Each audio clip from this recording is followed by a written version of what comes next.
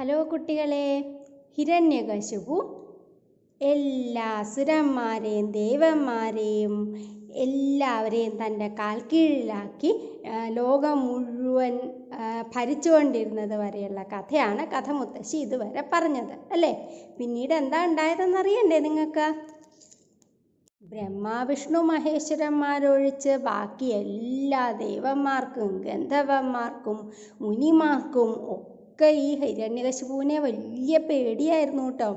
അവരെല്ലാവരും ഹിരണ്യകശിപു എന്ത് പറഞ്ഞാലും അതെല്ലാം ചെയ്തു കൊടുത്ത് ഇടയ്ക്കിടയ്ക്ക് കുറേ സമ്മാനങ്ങളൊക്കെ കൊണ്ടു കൊടുത്ത് അങ്ങനെയൊക്കെ ഹിരണ്യകശിപുവിൻ്റെ ഉപദ്രവങ്ങളിൽ നിന്ന് രക്ഷപ്പെടാൻ ശ്രമിച്ചുകൊണ്ടിരുന്നു. അങ്ങനെ കാലം കുറേ കടന്നുപോയി കേട്ടോ. ഈ ദേവന്മാർക്കും മുനിമാർക്കും ഒക്കെ വലിയ വിഷമായി. കാരണം അവർക്കൊന്നും ഒരു പൂജ ചെയ്യാനോ മറ്റെന്തെങ്കിലും യാഗങ്ങളോ അങ്ങനെ എന്തെങ്കിലും ചെയ്യാനോ ഒന്നും ഈ ഹിരണ്യകശിപു സമ്മതിക്കില്ല. കാരണം ഹിരണ്യകശിപു പറയുക എല്ലാവരും എന്നെ മാത്രം ഭജിച്ചാൽ മതി എന്നാണ്. വിഷ്ണുവിനെ ശത്രുവായിട്ടാണ് ഹിരണ്യകശിപു കണ്ടിരുന്നത്. അപ്പോൾ അതുകൊണ്ട് വിഷ്ണുവിൻ്റെ പൂജ ചെയ്യാനോ അങ്ങനെ ഒന്നിനും ഈ ഹിരണ്യകശിപു സമ്മതിക്കില്ല. അപ്പോൾ എല്ലാവരും ഇങ്ങനെ പേടിച്ച് കഴിയായിരുന്നു. അപ്പോൾ ഈ ദേവന്മാരും മുനിമാരും എല്ലാവരും കൂടി ഒന്നിച്ച് ചേർന്ന് അവർ ഊണും ഉറക്കവും ഒക്കെ ഉപേക്ഷിച്ച് മഹാവിഷ്ണുവിനെ ഇങ്ങനെ മനസ്സിൽ വിചാരിച്ച് പൂജ ചെയ്യാൻ തുടങ്ങി. അപ്പോൾ അവരെല്ലാവരും ഇങ്ങനെ പറയാണ്, ഞങ്ങൾക്ക് ഈ ഹിരണ്യകശിപുവിൻ്റെ ഉപദ്രവങ്ങൾ സഹിക്കാൻ വയ്യാണ്ടായിരിക്കുന്നു. അവിടെ നിന്ന് എന്തെങ്കിലും ഒന്ന് ഞങ്ങൾക്ക് ചെയ്തു തരണം, ഞങ്ങളെ എങ്ങനെയെങ്കിലും രക്ഷിക്കണം എന്നൊക്കെ ഇങ്ങനെ അവരിരുന്ന് വിഷമം പറയാൻ തുടങ്ങി. അപ്പം അങ്ങനെ എല്ലാവരും കൂടി ഇങ്ങനെ ഇരിക്കുമ്പോൾ ആകാശത്ത് നിന്ന് ഇങ്ങനെ ഒരു ഒച്ച കേൾക്കാറായി. ആളെയൊന്നും കാണാനില്ല കേട്ടോ, ഒരു ഒച്ച മാത്രമാണ് കേട്ടത്. അപ്പം എന്താ കേട്ടതെന്നറിയാം? അശരീരി ഇങ്ങനെയായിരുന്നു കേട്ടോ: ഹിരണ്യകശിപുവിൻ്റെ ദ്രോഹങ്ങളെല്ലാം ഞാൻ അറിയുന്നുണ്ട്. നിങ്ങളെല്ലാവരും കുറച്ചു കാലം കൂടി ക്ഷമിച്ചിരിക്കൂ. എപ്പോഴാണോ ഹിരണ്യകശിപു തൻ്റെ മകനായ പ്രഹ്ലാദനെ ദ്രോഹിക്കാൻ തുടങ്ങുന്നത്, അപ്പോൾ ഞാൻ അവൻ്റെ കഥ കഴിക്കുന്നതാണ്. ഇതായിരുന്നു ആശരീതി. ഇത് കേട്ട ദേവന്മാർക്കെല്ലാം വളരെ സന്തോഷമായി. കുറച്ചു കാലം കൂടിയും കഴിഞ്ഞു കഴിഞ്ഞാൽ ഈ ഹിരണ്യകശിപുവിൻ്റെ ഉപദ്രവമൊക്കെ തീരുമല്ലോ എന്ന് വിചാരിച്ചു. അവർക്ക് മനസ്സിലായി വിഷ്ണു ഭഗവാൻ തന്നെയാണ് ഇതെല്ലാം പറഞ്ഞിരിക്കുന്നതെന്നുള്ളത്. അങ്ങനെ എല്ലാവരും സമാധാനത്തോടെ തങ്ങളുടെ സ്ഥലത്തേക്ക് തിരിച്ചുപോയി. ഹിരണ്യകശിപുവിന് 4 പുത്രന്മാരുണ്ടായിരുന്നു. ആ 4 പുത്രന്മാരിൽ ഏറ്റവും മഹാനായിരുന്നു പ്രഹ്ലാദൻ. പ്രഹ്ലാദൻ തൻ്റെ അമ്മയായ കായാധുവിൻ്റെ വയറ്റിൻ്റെ ഉള്ളിലിരിക്കുന്ന സമയത്ത് തന്നെ നാരദമുനിയിൽ നിന്ന് വിഷ്ണു മഹാത്മ്യത്തിനെ പറ്റി ധാരാളം കേട്ട് മനസ്സിലാക്കി. അങ്ങനെ ജനിച്ചപ്പോൾ മുതൽ മഹാവിഷ്ണുവിൻ്റെ ഒരു വലിയ ഭക്തനായിരുന്നു പ്രഹ്ലാദൻ. പ്രഹ്ലാദന് ഭഗവാനല്ലാണ്ട് വേറൊരു ചിന്തയുണ്ടായിരുന്നില്ല. കുളിക്കുമ്പോഴും ഉണ്ണുമ്പോഴും കളിക്കുമ്പോഴും ഒക്കെ ഭഗവത് ചിന്ത മാത്രമായിരുന്നു പ്രഹ്ലാദന്.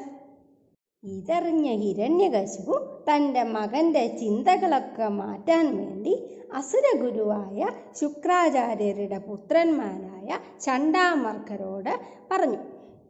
ഹിരണ്യകശിപു പ്രഹ്ലാദനെ നല്ല രാജ്യത്തിൻ്റെ ഭരണമൊക്കെ വേണ്ട രീതിയിൽ കൊണ്ട് നടക്കുന്നതിന് പഠിക്കേണ്ടതായിട്ടുള്ള കാര്യങ്ങളൊക്കെ പഠിപ്പിക്കാൻ വേണ്ടി ഈ ചണ്ഡാമർക്കരുടെ അടുത്ത് ഹിരണ്യകശിപു പ്രഹ്ലാദനെ പറഞ്ഞയച്ചു.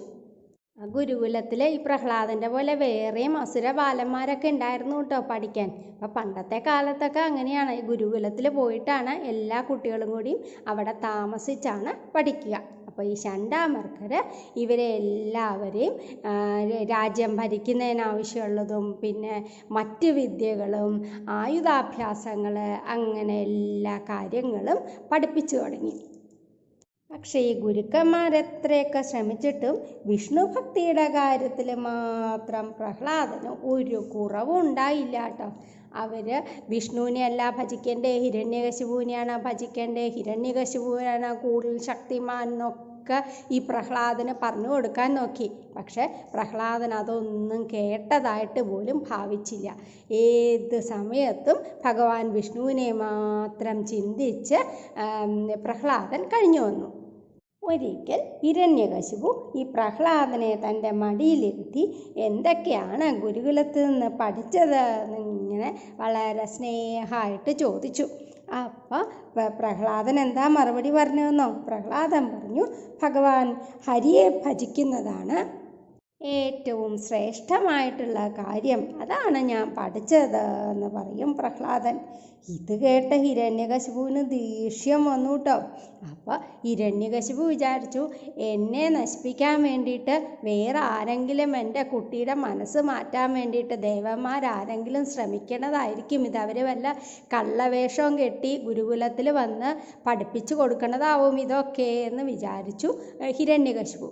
ഹിരണ്യകശിപു തൻ്റെ ഭടന്മാരെയൊക്കെ വിളിച്ച് പ്രഹ്ലാദനെയൊക്കെ നല്ലപോലെ നോക്കണം, ഈ ഗുരുക്കന്മാരൊക്കെ നല്ല കാര്യങ്ങളല്ലേ പറഞ്ഞു കൊടുക്കണേ എന്നുള്ളതൊക്കെ പ്രത്യേകം ശ്രദ്ധിക്കണം എന്നൊക്കെ പറഞ്ഞയച്ചു. അങ്ങനെ വീണ്ടും ഗുരുകുലത്തിൽ പഠിക്കാൻ വിട്ടു. പ്രഹ്ലാദൻ്റെ വിഷ്ണു ഭക്തി ഇല്ലാതാക്കാൻ ഈ ഗുരുക്കന്മാർ കുറേ ശ്രമിച്ചു നോക്കിയിട്ടോ. അവരെ എത്രയൊക്കെ പറഞ്ഞിട്ടും പ്രഹ്ലാദന് യാതൊരു വ്യത്യാസവും ഉണ്ടായില്ല. നല്ല രീതിയിൽ പറഞ്ഞിട്ടൊന്നും പ്രഹ്ലാദന് ഒരു വ്യത്യാസവും ഉണ്ടാവണില്ല എന്ന് കണ്ടപ്പോൾ ഹിരണ്യകശിപു വിചാരിച്ചു, വന്നാൽ ഇനി കുറച്ച് പേടിപ്പിച്ചൊക്കെ നോക്കാം, കുട്ടികളല്ലേ, അപ്പോൾ പേടിപ്പിക്കുകയൊക്കെ ചെയ്തു കഴിഞ്ഞാൽ ചിലപ്പോൾ പറഞ്ഞാൽ കൂട്ടാക്കുമെന്ന് വിചാരിച്ച് ഉപദ്രവിക്കാനും പേടിപ്പിക്കാനും ഒക്കെ തുടങ്ങി. എന്നാൽ വിഷ്ണു ഭഗവാനിൽ മാത്രം വിശ്വസിച്ചു കൊണ്ടിരുന്നിരുന്ന പ്രഹ്ലാദന് ഇതിലൊന്നും യാതൊരു പേടിയും ഉണ്ടായില്ല. എന്തൊക്കെ തന്നെ ആയാലും ഭഗവാൻ വിഷ്ണു തന്നെ സഹായിക്കുമെന്ന് എപ്പോഴും പ്രഹ്ലാദൻ അടിയുറച്ച് വിശ്വസിച്ചു. അങ്ങനെ ഇരിക്കുമ്പോൾ ഹിരണ്യകശിപു വീണ്ടും മകനെ അടുത്ത് വിളിച്ച് ചോദിച്ചു, എന്താണ് ഗുരുകുലത്തിൽ നിന്ന് പഠിച്ചതിലെ ഏറ്റവും നല്ലതായിട്ടുള്ള കാര്യം എന്ന് ചോദിക്കും. അപ്പം അതിന് മറുപടിയായിട്ട് പ്രഹ്ലാദൻ പറയാണ്, എല്ലാം ഭഗവാനായിട്ട് സമർപ്പിച്ച് ചെയ്യുന്നതാണ് ഏറ്റവും ശ്രേഷ്ഠമായ കാര്യം എന്ന് പറഞ്ഞു. ഇത് കേട്ട ഹിരണ്യകശിപു ദേഷ്യത്തോടെ പ്രഹ്ലാദനെ തൻ്റെ മടിയിൽ നിന്ന് നിലത്തേക്ക് അങ്ങോട്ട് തള്ളിയിട്ടു.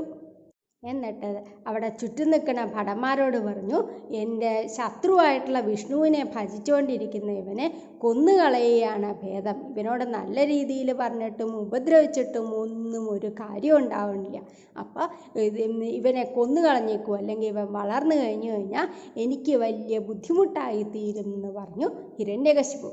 ഹിരണ്യകശിപുവിൻ്റെ നിർദ്ദേശപ്രകാരം ഭടന്മാർ ഈ പ്രഹ്ലാദനെ പല തരത്തിലും ഉപദ്രവിക്കാൻ തുടങ്ങി.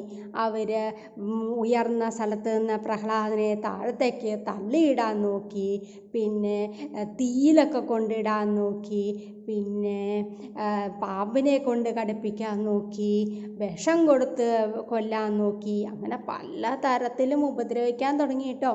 പക്ഷെ പ്രഹ്ലാദനാണെങ്കിൽ ഈ വിഷ്ണു ഭഗവാന്റെ ഭക്തി ഉണ്ടായിരുന്നതുകൊണ്ട് ഭഗവാൻ വിഷ്ണു എപ്പോഴും പ്രഹ്ലാദൻ്റെ കൂടെ ഉണ്ടായിരുന്നു. അപ്പോൾ എന്തൊക്കെ ഇവരൊക്കെ ചെയ്തിട്ടും പ്രഹ്ലാദനൊരു പോറൽ പോലും പറ്റിയില്ല. പ്രഹ്ലാദൻ എപ്പോഴും വളരെ സുഖമായിട്ട് യാതൊരു പേടിയില്ലാതെ വിഷ്ണു ഭഗവാനെ തന്നെ തൻ്റെ ജീവിതം മുഴുവൻ വിഷ്ണു ഭഗവാന് സമർപ്പിച്ചുകൊണ്ട് അങ്ങനെ കഴിഞ്ഞു വന്നു. ഒടുക്കം ഹിരണ്യകശിപുവിന് മനസ്സിലായി, എന്തൊക്കെ ചെയ്തിട്ടും ഒരു കാര്യവുമില്ല, ഈ പ്രഹ്ലാദന് ഒന്നും പറ്റുന്നില്ല എന്ന് മനസ്സിലാക്കിയ ഹിരണ്യകശിപു വിചാരിച്ചു, കുറേ കാലം കഴിഞ്ഞ് വലിയ ആളൊക്കെ ആയി കഴിഞ്ഞു കഴിഞ്ഞാൽ ചിലപ്പോൾ ബുദ്ധിയൊക്കെ കുറേ വ്യത്യാസം വരുമായിരിക്കും, അപ്പം അങ്ങനെ നോക്കാമെന്ന് വിചാരിച്ച് പ്രഹ്ലാദനെ ഗുരുകുലത്തിൽ അവിടെ ഇങ്ങനെ ബന്ധനസ്ഥനാക്കി ഇട്ടു. പ്രഹ്ലാദൻ ഈ ഗുരുക്കന്മാരൊന്നും അടുത്തില്ലാത്തപ്പോൾ കളിക്കാൻ വരുന്ന മറ്റ് അസുര ബാലന്മാരെയൊക്കെ അടുത്ത് വിളിച്ചിരുത്തി ഭഗവാൻ വിഷ്ണുവിൻ്റെ കഥകൾ പറഞ്ഞു കൊടുക്കാനും അവരെയൊക്കെ വിഷ്ണു ഭക്തന്മാരാക്കി മാറ്റാനും വേണ്ടി ശ്രമിച്ചുകൊണ്ടിരുന്നു. അങ്ങനെ ഈ പ്രഹ്ലാദൻ്റെ ഒപ്പം ഉണ്ടായിരുന്ന മറ്റ് അസുരബാലന്മാരൊക്കെ മഹാവിഷ്ണുവിൻ്റെ വലിയ ഭക്തന്മാരായി തീർന്നു കേട്ടോ. അവരൊന്നും പിന്നെ ഈ ഗുരുക്കന്മാരെ വിഷ്ണു അല്ല നല്ലത്, ഹിരണ്യകശിപുവാണ് നല്ലത് എന്ന് പറഞ്ഞു കൊടുത്തതിനെ ഒന്നും ശ്രദ്ധിക്കാതെയായി. അപ്പം ഇങ്ങനെയൊക്കെ കണ്ടപ്പോൾ ഈ ഗുരുക്കന്മാർക്ക് പേടിയായി. അപ്പോൾ അവർ വേഗം ചെന്ന് ഈ വിവരമൊക്കെ ഹിരണ്യകശിപുവിനോട് പറഞ്ഞു. വിവരമൊക്കെ അറിഞ്ഞ ഹിരണ്യകശിപു ഇങ്ങനെ ദേഷ്യം കൊണ്ട് വിറയ്ക്കാൻ തുടങ്ങിയിട്ടോ. ഹിരണ്യകശിപു വേഗം പ്രഹ്ലാദനെ വിളിച്ച് സഭയിലേക്ക് കൊണ്ടുവന്നിട്ട് ചോദിക്കും, ഈ 3 ലോകങ്ങളും എന്നെ പേടിച്ചാണ് കഴിയണത്, പിന്നെ നീ ആരുടെ ശക്തിയിലാണ് എന്നെ ഇങ്ങനെ ധിക്കരിക്കണത്? ആരാണ് നിനക്ക് ഇത്ര ശക്തി എന്ന് ചോദിക്കും. അപ്പം പ്രഹ്ലാദൻ ഇങ്ങനെ തൊഴുതുകൊണ്ട് പറയും, ഭഗവാൻ വിഷ്ണുവാണ് എൻ്റെ ശക്തി, വേറൊരു ശക്തിയും എനിക്കില്ല പറയും. അപ്പം ഇത് കേട്ട് ദേഷ്യം അങ്ങോട്ട് കൂടിയിട്ടോ. കാരണം ശത്രുവിൻ്റെ കാര്യമാണ്, ശത്രുവാണ് ഹിരണ്യകശിപുവിൻ്റെ മഹാവിഷ്ണു അല്ലേ. അപ്പോൾ ആ ആളാണ് വളരെ നല്ലതായിട്ട് ഈ സ്വന്തം മകൻ ഇങ്ങനെ സ്തുതിച്ചുകൊണ്ടിരിക്കണേ. അപ്പോൾ ദേഷ്യം സഹിക്കാൻ പറ്റിയില്ല ഹിരണ്യകശിപുവിന്. അപ്പോൾ ഹിരണ്യകശിപു ദേഷ്യത്തോടു കൂടി പ്രഹ്ലാദനോട് അവിടെ കണ്ട തൂണ് ചൂണ്ടി കാണിച്ചുകൊണ്ട് ചോദിക്കും, ഈ തൂണിലും ഉണ്ടോ നിൻ്റെ ശക്തി എന്ന് ചോദിക്കും. പ്രഹ്ലാദൻ എന്ത് ചെയ്തു കുറച്ചു നേരം ആ തൂണിലേക്ക് ഇങ്ങനെ നോക്കിയിരുന്നിട്ട് പറഞ്ഞു, ഇതിലും ഉണ്ട് ഭഗവാൻ വിഷ്ണു എന്ന് പറയും. പ്രഹ്ലാദൻ്റെ മറുപടി കേട്ട ഹിരണ്യകശിപു ദേഷ്യം സഹിക്കാൻ വയ്യാണ്ട് തൻ്റെ കൈ കൊണ്ട് ആ തൂണുമ്മ ആഞ്ഞൊരു ഇടി അങ്ങോട്ട് കൊടുത്തു. ഇടി കൊടുത്തപ്പോൾ എന്താ, ഒരു ഭയങ്കര ഗർജനം ആ തൂണിൻ്റെ ഉള്ളിൽ നിന്ന് അതാ കേൾക്കണു. ലോകം മുഴുവൻ നടുങ്ങി വിറച്ചു കേട്ടോ. എവിടെന്നായി ഒച്ച കേൾക്കണേന്ന് ആർക്കും മനസ്സിലായില്ല. അവരെല്ലാവരും ഇങ്ങനെ ആ തൂണിലേക്ക് നോക്കിക്കൊണ്ടിരിക്കുകയാണ്. അപ്പോൾ അതാ മനുഷ്യനുമല്ല മൃഗമല്ലാത്തൊരു രൂപം അങ്ങനെ ചാടി വരണു. പ്രഹ്ലാദൻ്റെ വാക്കുകളെ സത്യമാക്കാൻ വേണ്ടിയിട്ട് വിഷ്ണു ഭഗവാൻ നരസിംഹത്തിൻ്റെ രൂപം ധരിച്ച് ആ തൂണിനെ പിളർന്നുകൊണ്ട് പുറത്തേക്ക് ഇങ്ങനെ ചാടി വന്നു. ഉരുക്കിയ സ്വർണത്തിൻ്റെ നിറമുള്ള കണ്ണ്, ചിതറിത്തിളങ്ങുന്ന ജട, ഭീകരമായിട്ടുള്ള തേറ്റകൾ, വാളുപോലെ തീക്ഷ്ണമായിട്ടുള്ള നാക്ക്, വലിയ മുഖം, ഇളക്കമില്ലാണ്ടിങ്ങനെ ഉയർത്തിപ്പിടിച്ചിട്ടുള്ള കാതുകൾ, പർവ്വതത്തിൻ്റെ ഗുഹ പോലുള്ള വലിയ വായ, ആകാശം മുട്ടണ വിധത്തിലുള്ള ശരീരം, വെളുത്ത രോമങ്ങൾ, കുറേ കൈകളിലൊക്കെ വലിയ വലിയ നഖങ്ങൾ, ഇങ്ങനെ ഒരു നരസിംഹത്തിൻ്റെ രൂപം കൊണ്ട് ഭഗവാൻ വിഷ്ണു ആ തൂണിൻ്റെ ഉള്ളിൽ നിന്ന് പുറത്തേക്ക് ചാടി വരും. അത്ര പേടിപ്പെടുത്തുന്ന രൂപമായിരുന്നു കേട്ടോ ഈ നരസിംഹമൂർത്തിയുടെ.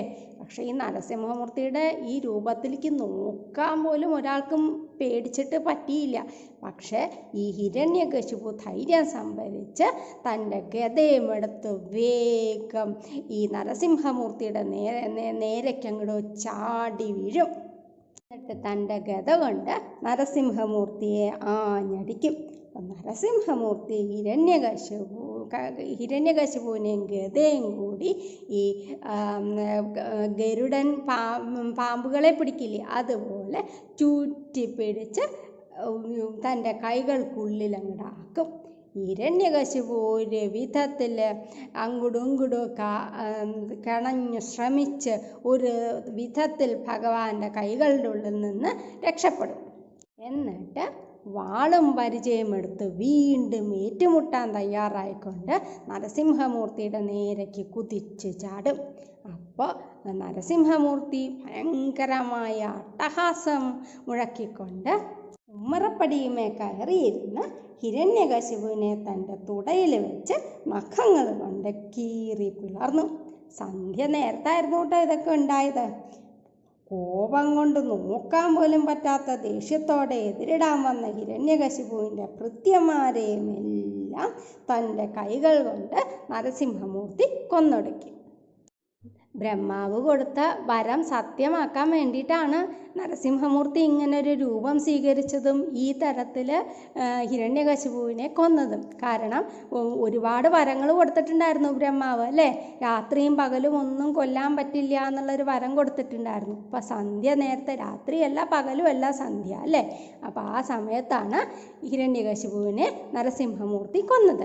അതുപോലെ ബ്രഹ്മാവ് സൃഷ്ടിച്ച ഒരു ജീവിക്കും കൊല്ലാൻ പറ്റില്ല ഹിരണ്യകശിപുവിനെ എന്നുള്ളൊരു വരവും കിട്ടിയിട്ടുണ്ടായിരുന്നു. അപ്പം ബ്രഹ്മാവ് സൃഷ്ടിച്ചതല്ല, നരസിംഹമൂർത്തി മനുഷ്യനോ മൃഗമോ അല്ല അല്ലേ.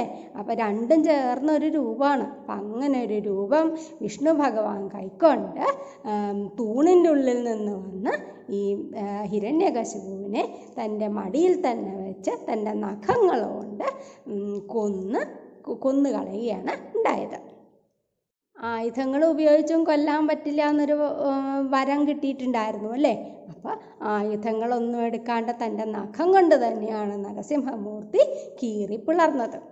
അങ്ങനെ ബ്രഹ്മാവ് കൊടുത്ത വരങ്ങളെയെല്ലാം സത്യമാക്കിക്കൊണ്ട് നരസിംഹമൂർത്തി ഈ ഹിരണ്യകശിപുവിനെ കൊന്ന് കുടൽമാലയൊക്കെ പുറത്ത് വലിച്ചെറിഞ്ഞു.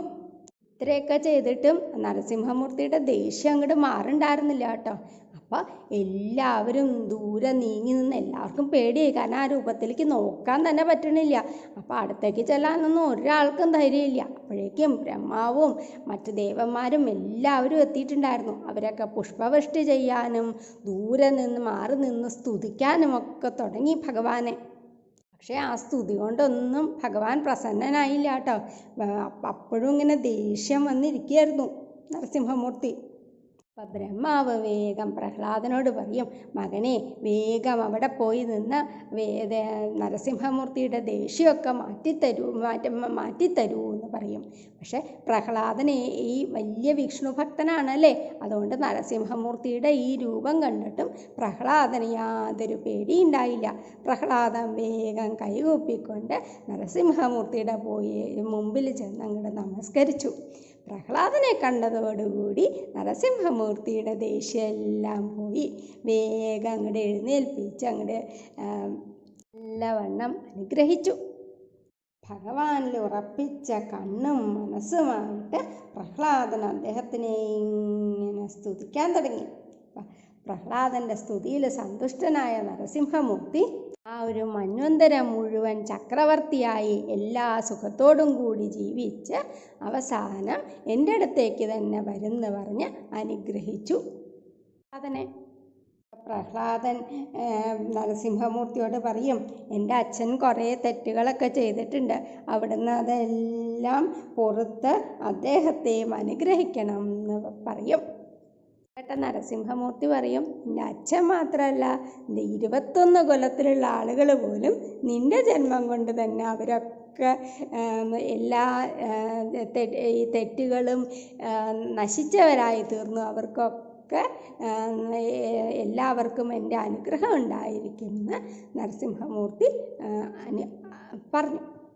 പിന്നീട് പ്രഹ്ലാദൻ അച്ഛൻ്റെ മരണാനന്തര ക്രിയകളൊക്കെ ചെയ്തു. അതിനുശേഷം എല്ലാ ബ്രാഹ്മണരും എല്ലാവരും ചേർന്ന് പ്രഹ്ലാദനെ അസുരന്മാരുടെ എല്ലാം അധിപതിയായിട്ട് വാഴിച്ചു. ഈ കഥ കഥമുത്തശ്ശിയുടെ കൊച്ചു കൂട്ടുകാർക്കൊക്കെ ഇഷ്ടമായിട്ടുണ്ടാവുമല്ലോ അല്ലേ. ഇതുപോലെ